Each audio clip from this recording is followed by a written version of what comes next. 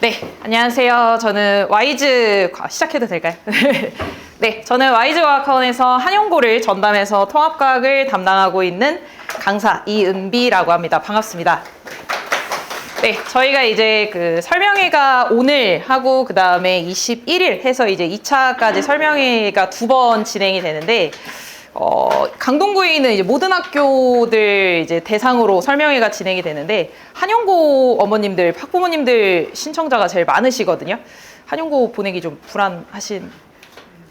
그쵸? 네. 오늘 이제 설명회가 끝나고 나면 적어도 이제 한용고 통합과학에 관련해서만큼은 좀 불안감을 좀 덜어드릴 수 있도록 네, 시작을 좀 해보도록 하겠습니다. 네, 일단은 아마 작년부터 통합과학이 개정이 된 게 이제 가장 큰 게 수능 과목으로 이제 채택이 된 게 아마 이제 가장 변화가 크지 않나 싶고요. 제가 이제 교육청에서 발표한 앞으로 이제 통합과학은 이런 식으로 출제를 하겠다라는 내용들에 대해서 키워드만 정리를 했다라고 생각을 해주시면 되는데요. 일단은 뭐 통합과학 같은 경우에는 아무래도 이제 물화생지 전체 이제 한 문제당 통합형으로 문제를 출제를 하고요.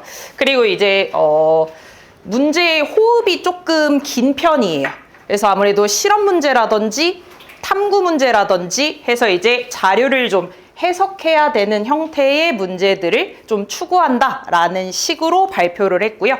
그러다 보니까 이제 아무래도 이제 교육청에서 그렇게 발표를 하다 보니까 학교들뿐만 아니라 한용고도 마찬가지로 이런 형태로 시험 문제를 내고 있다라고 생각을 해주시면 될 것 같습니다. 네, 그래서 이제 오늘은 제가 이제 뭐 한용고 통합과학은 어떤 식으로 출제가 될 건지, 그래서 대비는 어떤 식으로 해주시면 좋을지, 그리고 저는 어떻게 수업을 진행을 하는지를 연결해서 좀 말씀을 드려보도록 할게요. 네, 본격적으로 이제 한용고 같은 경우에는 통합과학이 객관식은 한 20문제에서 24문항 정도 출제가 되고요. 고4마다 물화생지 모든 파트가 다 들어있어요. 그래서 객관식 같은 경우에는 5문제에서 6문제 고르게 출제가 되고요. 각 파트별로 서술형은 한 문제씩 이렇게 출제된다라고 생각을 해주시면 될 것 같아요. 그래서 원래 이제 작년에 개편이 됐는데 작년에 개편되기 전까지만 하더라도 그러니까 한용고 통합과학의 변별의 상징은 원래 생명과 지구과학이었거든요. 낙김성 문제를 낸다든지 아니면 이제 약간 지역적 개념을 낸다라고 해서 이제 변별에 좀 상징을 냈다면 작년에 이제 개정이 되고 나서 수능으로 이제 채택을 하겠다라고 발표를 하는 순간부터 생명과 지구과학의 힘을 좀 빼고 있어요. 생명 지구과학의 힘을 빼고 오히려 물리랑 화학의 난이도를 좀 높여서 거기서 좀 변별력을 작년부터는 좀 내고 있다라고 생각을 해주시면 될 거고요. 이렇게 출제되는 과정에서 평균 1등급 컷은 95점에서 한 100점 정도가 잡혀요. 그래서 시험이 조금 쉽다 그러면 보통은 이제 100점이 이제 보시면 알겠지만 5등급제에 변경이 돼서 1등급이 한 40명 정도가 잡히거든요. 40명 정도가 잡혔을 때 문제가 조금 쉽다라고 하면 작년 같은 경우에는 100점이 한 45명 정도 나왔을 정도로 이제 뭐 그렇게 잡히기도 하고요. 근데 그렇게 이제 시험이 한번 쉽게 나오면 다음 시험은 이제 시험을 좀 어렵게 내겠죠. 그렇다라고 하더라도 평균 등급 컷은 한 95에서 100점 사이로 잡힌다라고 생각을 해주시면 될 거고요. 그러다 보니까 그냥 매 고사마다 한 문제 정도를 틀리게 되면 안정적으로 1등급을 받을 수 있겠구나라고 생각을 좀 해주시면 될 것 같습니다. 네, 그러면 이제 다음으로는 좀 파트별로 좀 자세하게 설명을 좀 드려보도록 할게요. 네, 한 고사마다 물화생지 4개의 파트가 다 구성이 되어 있다라고 했을 때 물리 파트 같은 경우에는 이제 1학기 기말고사의 시험 범위랑 나머지 파트들이 조금 달라요. 1학기 기말고사 시험 범위 같은 경우에는 계산을 조금 위주로 내는 편이고요. 그리고 그 계산 문제 같은 경우에는 고난도로 좀 출제를 하는 편이고요. 그래서 그 파트를 제외하고는 나머지는 좀 물리의 개념을 좀 파고드는 파트에 해당이 되는데 일단은 이제 고난도 계산 문제를 먼저 좀 말씀을 드리자면 만약에 통합과학을 준비를 한다라고 했을 때 학생들이 이제 혼자 준비하는 학생들이 많이들 선택하는 교재 중에 하나가 이제 개념서는 완자나 오투를 좀 많이 사용을 하죠. 완자 오투 말고 문제를 푼다라고 했을 때 그 문제를 이제 풀어내는 교재로 많이 사용하는 게 기출픽이라는 교재가 있거든요. 그래서 그 기출픽 교재에서 보면 난이도가 이제 뭐 상, 중, 하로 나뉘어 있다라고 했을 때 이때 이 상 파트가 2학년 정도의 난이도를 좀 담고 있어요.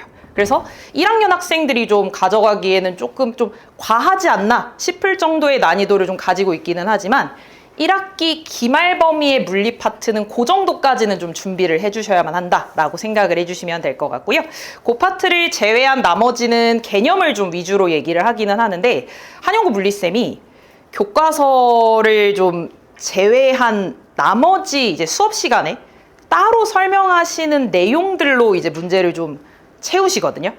그러다 보니까 이제 학생들이 조금 이제 좀 어려워하는 부분이 있어요. 그러니까 수업을 좀 열심히 들어야지만, 수업 내용을 좀 자세하게 들어야지만 그 부분에 대해서 좀 문제를 좀 맞출 수 있는, 그렇게 이제 물리 문제는 출제가 된다라고 생각을 해주시면 될 것 같고요.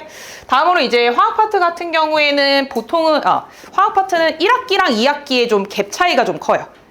1학기는 물리로서 좀 변별력을 냈다라고 한다면 2학기는 화학으로 좀 변별력을 낸다라고 생각을 해주시면 돼요. 그래서 1학기는 개념 위주로 문제를 내고요.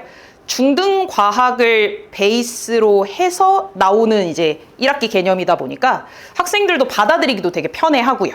그리고 시험 문제도 웬만해서는 맞출 수 있게 좀 문제를 내기 때문에 대부분 또 맞아야만 할 거고요. 그래서 이제 1학기 같은 경우에는 보통 개념 위주로 내고요. 2학기 화학 범위 같은 경우에는 이제 조금 난이도가 좀 높아요. 그래서 계산을 위주로 하기도 하고 고난도의 좀 개념을 다루다 보니까 이 파트도 마찬가지로 2학년 학생들이 풀어내는 문제들까지는 조금 연습을 좀 해주셔야만 한다라고 생각을 해주시면 될 것 같아요. 그리고 물리화학의 좀 공통적인 얘기인데 물리에서도 서술형이 한 문제, 화학에서도 서술형이 한 문제가 나오는데 다행히도 이 두 개의 파트에서는 보통은 단답형으로 출제된다라고 생각해 주시면 돼요. 서술식보다는 단답형이다 보니까 그냥 간단하게 단어를 적는다든지 답만 쓰는 형태로 이제 문제가 출제되고 있고요. 다음으로 이제 생명 파트 같은 경우에는 생명이나 지구과학 같은 경우에는 조금 공통적인 얘기인데 평이한 난이도가 나오는 과정에서 특히나 이제 생명에서 조금 특별하게 좀 봐주셔야 되는 건 교과서 속에 있는 실험 문제, 그리고 교과서 속에 있는 그래프, 그리고 교과서 속에 있는 자료들의 활용을 굉장히 많이 하세요. 그래서 이제 거기에 들어있는 이제 실험 문제들을 아무래도 시험 문제가 한 6문제가 나온다라고 하면 6문제 중에서 한 5문제 정도는 실험이라든지 그래프라든지 그림을 이제 활용해서 문제를 좀 낼 정도로, 그래서 문제의 문장이 조금 긴 편이고요. 해석을 한번 해서 생각을 하고 좀 문제를 좀 풀어야 되는 형태고요. 그래서 난이도가 좀 평이하기는 하지만 아무래도 좀 생각이 조금 필요한 파트가 나온다라고 생각을 해주시면 될 것 같고요. 지구과학 같은 경우에도 마찬가지로 교과서 기반으로 해서 그림이나 이제 그래프들을 이제 주로 사용을 하는데 생명이나 지구과학 공통적으로 마찬가지로 여기서는 서술형이 나온다라고 생각을 해주시면 될 것 같아요. 그래서 이제 왜 그런지 서술하세요. 아니면은 이 이유에 대해서 5가지 이상을 서술하세요. 라든지 해서 이제 답을 좀 적어야 되는 연습이 필요한 파트가 생명과학하고 지구과학 파트다라고 생각해 주시면 돼요. 그래서 오히려 객관식 같은 경우에는 학생들이 난이도가 조금 편하게 풀 수 있는 반면에 서술형을 적는 과정에서 이제 오히려 생명이나 지구과학은 서술형에서 조금 깎이는 경우가 좀 있어가지고 그거에 대한 연습은 좀 미리 준비를 해주셔야만 한다라고 생각을 해주시면 될 것 같고요. 네, 일단은 뭐 한영고 통합과학이 어떤 식으로 좀 진행이 될 건지, 어떻게 나오는지, 그리고 좀 어떻게 대비를 해야 되는지를 말씀을 좀 드렸는데 제가 중간중간에 뭐 고난도 계산 문제가 나와요 라고 말씀을 좀 드리기는 했지만 사실 통합과학을 전반적으로 봤을 때 한 70% 정도는 사실 암기 내용이기는 해요. 이해를 바탕으로 하는 좀 암기가 돼줘야 되고 그거를 적용을 해서 이제 문제를 좀 풀어야 되는 파트가 사실은 통합과학의 좀 상징과 같은 개념이, 그러니까 상징과 같은 좀 단어거든요. 그래서 암기를 좀 해야지 문제를 좀 풀어내는 파트라서 스스로 하는 게 좀 너무 중요한 과목이기는 해요. 네, 그래서 이제 제가 뭐 학원에서 이제 뭐 설명해야 하는 자리고 저를 어필하는 자리기는 하지만 만약에 이제 자제분들이, 학생분들이 저는 이제 뭐 통합과학만큼은 학원을 좀 다니기보다는 스스로 좀 공부하는 좀 시간을 좀 가지고 싶어요 라고 하면 저는 사실 적극 좀 추천하는 편이에요. 그래서 스스로 좀 공부를 하는 시간도 좀 가지면서 그거에 대한 이제 자기 거를 좀 만드는 시간을 또 가져봐야 고등학교 또 3년 내내 가질 수 있는 또 힘이 생길 거고요. 내가 해봤다라는 걸로 또 고등학교 3년 내내 또 그거에 대한 또 경험을 또 바탕으로 또 멀리 볼 수 있기 때문에 네, 일단은 뭐 적극적으로 그거를 좀 추천하는 편이기는 하는데 뭐 제가 또 상담을 받다 보면 뭐 우리 애는 또 스스로 하는 꼴을 또 본 적이 없어요 라든지 아니면 이제 제가 이제 상담하면서 좀 많이 듣는 얘기가 저희 아이는 이제 머리가 좀 있는데 머리가 하면 될 것 같은데 그러니까 안 해요 라고 이제 그런 얘기를 좀 많이들 제가 듣거든요. 많이 하시는데 네, 그래서 이제 그런 스스로가 좀 아쉬운 친구들을 저에게 이제 보내주시면 저는 이제 시험 대비를 어떻게 대비를 하고 있는지를 말씀을 좀 지금부터는 좀 드려보도록 하겠습니다.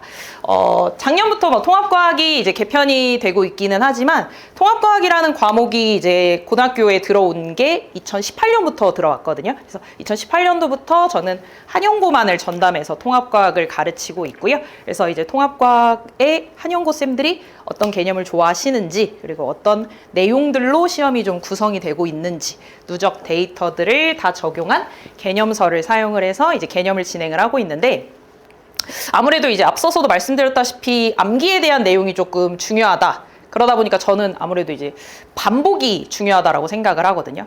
스스로가 좀 아쉬운 친구들이다 보니까 최대한 학원에서 많이 반복을 좀 시켜줘야 된다라고 생각을 해요. 그래서 통합과학의 시험 대비가 보통 7주 내지는 8주 정도로 구성이 되는데 그 7, 8주 동안에 3번 정도 아니면 이제 4번 정도 이제 반복을 좀 하게 되거든요. 그때 처음 바퀴를 돌 때 개념서를 사용해서 일단은 최대한 자세하게 하나하나 차근차근 개념서로 진행을 하고요. 두 번째 바퀴를 돌아가는 과정에서는 사실 이제 수업을 듣는 거는 이제 뭐 눈으로 보고 아니면 이제 뭐 문제를 푼다라고 하면 보통 학생들이 문제집 문제를 풀 때 오지선다 문제를 많이 풀죠. 그래서 눈으로 보고 이게 맞다 틀리다를 눈으로만 확인하는 것보다는 본인이 직접 손으로 써보는 거라고는 좀 다르거든요. 그래서 본인이 직접 이제 쓰면서 빈칸을 좀 채우고 특히나 이제 좀 큰 빈칸들을 만들어가지고 빈칸들을 좀 채우면서 내가 혹시나 연결하는 과정에서 혹시나 부족한 개념은 좀 없었는지 구멍 뚫린 좀 부분은 없었는지를 좀 확인하면서 두 번째 개념의 바퀴를 돌아가는 자료로 좀 사용을 하고 있어요. 그래서 빈칸이라든지 그리고 서술형을 연습하는데 많이들 주로 사용을 하고 있고요.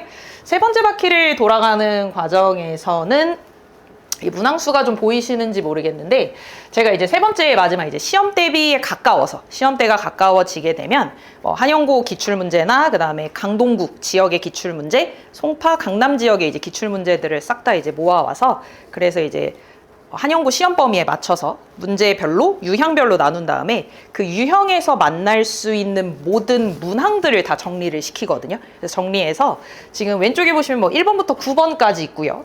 기역부터 티읕까지 있어요. 그래서 유형별로 이제 만날 수 있는 모든 지문들을 다 정리를 한 다음에 최대한 학생들이 이거는 제가 안 배운 건데요. 아니면 뭐 이거는 신유형 아닌가요? 라는 얘기가 안 나오도록 모든 유형을 다 만날 수 있도록 정리를 좀 시키고 있고요. 그리고 요거를 좀 풀어내는 과정에서 특히나 연습을 시키는 게 요걸 이제 맞았다 틀렸다라고 확인을 하는 과정에서 풀어내는 과정에서 틀렸으면 이거를 꼭 왜 틀렸는지를 답을 좀 바꿔달라라고 제가 얘기를 하거든요. 그래서 학생들이 나중에 시험을 보고 나면 이거 아는 문제인데 실수했어요 라는 얘기를 좀 많이 해요.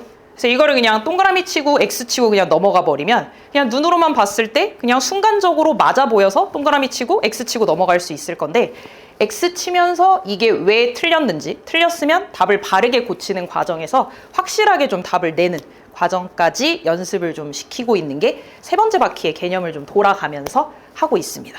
그래서 요거에 대한 연습을 좀 시키다 보니까 모든 자료들에 대해서는 사실 제 손풀이 해설지가 같이 지급이 돼요. 그래서 요거는 이제 문제를 맞았다 틀렸다를 확인하는 용도보다는 아까 말씀드렸다시피 틀렸으면 왜 틀렸는지를 좀 확인해야 되기 때문에 틀린 답에서 대해서도 이제 본인이 좀 확실하게 답을 좀 냈는지 네, 확인하는 형태로 이제 그 손풀이 해설지가 같이 지급이 되고 있다라고 생각해 주시면 될 것 같습니다. 네, 다섯 번째로는 이제 강의 노트라고 해서 이거는 이제 저의 조교가 제 수업을 매번 듣거든요. 그래서 제 수업을 듣고 그 수업 내용에 대해서 간략하게 이제 요약을 시킨다든지 정리를 해요. 그래서 이제 그거를 갖다가 제가 일부러 가져왔는데 이렇게 이제 그 책으로 좀 나가거든요. 그래서 요거를 갖다가 이제 본인 스스로 좀 돌아다니면서 이동하는 과정에서 좀 따로 공부하고 좀 할 수 있도록 해서 이제 제 조교가 따로 요거를 이제 정리해서 자료들을 만든다라고 생각을 좀 해주시면 될 것 같고요. 그 다음에 이제 6번째 같은 경우에는 요게 이제 무슨 내용이실지 궁금하실 건데, MBTI의 스파이라고 해서 사실 학교 시험 문제는 제가 내는 게 아니잖아요. 학교 선생님들이 내시는 거잖아요. 그래서 매 고사마다 6명에서 한 7명 정도의 필기팀을 꾸려요. 그래서 학교 선생님의 모든 말씀을 다 적어와 주세요라고 이제 시키거든요. 물론 공짜는 아니고요. 소정의 장학금을 이제 주고요. 제가 이제 강제로 시키는 건 아니에요. 신청자를 받아요. 신청자를 받아서 하는데 경쟁률이 나름 세요. 제가 처음에 이거를 이제 시작을 할 때는 조금 이제 걱정이 좀 됐던 건, 사실 이제 학생이 열심히 필기를 한 거를 갖다가 제가 이거를 갖다 이제 시험 전에 뭐 이거 서술형 중요하대, 뭐 요거 중요하다고 했어, 뭐 학교 선생님이 이거 말씀하셨대, 막 이러면서 이제 제가 모든 학생들한테 다 얘기를 해버리면, 그럼 이제 그 필기를 한 학생 입장에서 생각을 해봤을 때, 이거는 좀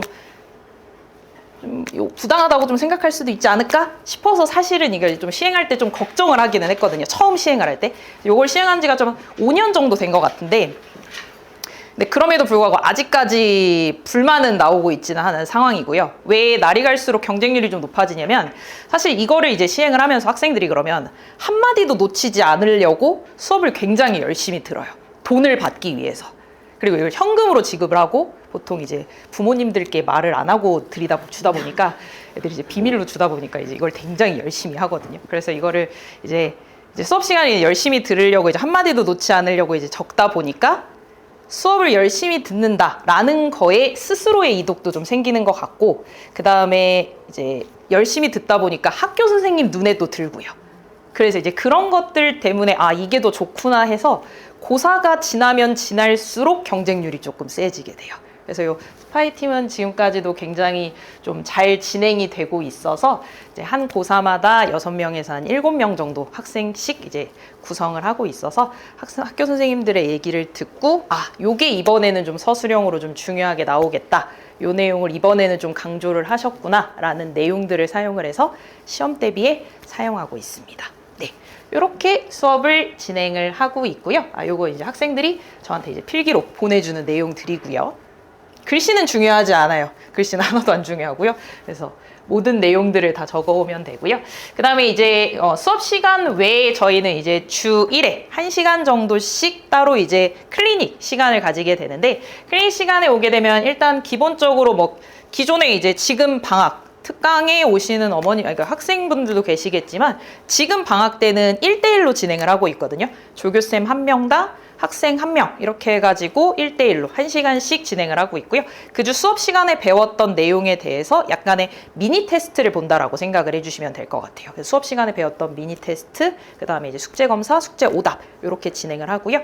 이렇게 하는데 이제 아무래도 내신 때가 들어가게 되면 학생 수들이 조금 더 많아지다 보니까 1대1로 하기에는 조금은 어려워가지고 이제 1대3 해가지고 이제 조교 1명에 학생 수 3명 시간별로 해서 끊어서 진행을 하고 있고요. 이렇게 이제 진행을 하고 나면 이제 그거에 대한 내용들로 이제 어머님들한테, 학부모님들께 문자가 가고 있고요. 지금은 이제 원래는 기존 문자로 갔었는데 저희가 겨울방학부터 이제 누적 데이터로 사용하는 게 있어서 겨울방학 특강을 들으시는 어머님들은 아마 문자를 좀 받으신 분들도 계실 거예요. 누적 데이터에서 조금 더 길고 자세하게 가는 문자들로 좀 변경을 하고 있거든요. 네. 그렇게 해서 지급을 하고 있고, 이렇게 해서 이제 그 클리닉을 좀 진행을 하다 보면 사실 수업 시간에 3시간 동안 집중을 뭐 다 하면서 수업을 듣는다라는 게 사실은 쉬운 건 아니고요. 클리닉을 하다 보면 물리 파트는 이 학생이 좀 괜찮은데 뭐 화학 파트가 조금 뭐 부족한다든지 개념이 좀 어느 정도 부족하다 싶으시면 조교 친구들이나 아니면 제가 이제 수업 시간에 학생들의 그 눈빛을 보고 이번 주는 이 친구 SOS 해야 되겠다 싶으면 이제 그 주에 바로 이제 저랑 하는 SOS 클리닉으로 좀 바뀌거든요. 그래서 이제 저랑 1대1로 학생이랑 시간을 따로 맞춰서 저랑 함께하는 SOS 클리닉을 해가지고 그걸로 이제 부족한 개념들 아니면 조금 나는 문제가 좀 쉬운 것 같아서 좀 고난도 문제를 좀 더 풀고 싶어요 한다라고 하면 그런 거에 대해서 맞춤 형태로 SOS 클리닉으로 진행한다라고 생각을 해주시면 될 것 같습니다. 네, 이 클리닉 외에 이제 매주 뭐 문제를 풀다 보면 이제 아무래도 질문이 좀 생길 수가 있기 때문에 24시간 상관없이 네, 카톡으로 제가 직접 질문을 받고 있는 시스템으로 관리하고 있다고 생각을 해주시면 될 것 같습니다. 네, 이상으로 일단은 뭐 한영고 통합과학에 대해서 뭐 일단 설명을 해드렸고요. 저에 대한 좀 어필도 해봤는데, 네, 혹시 질문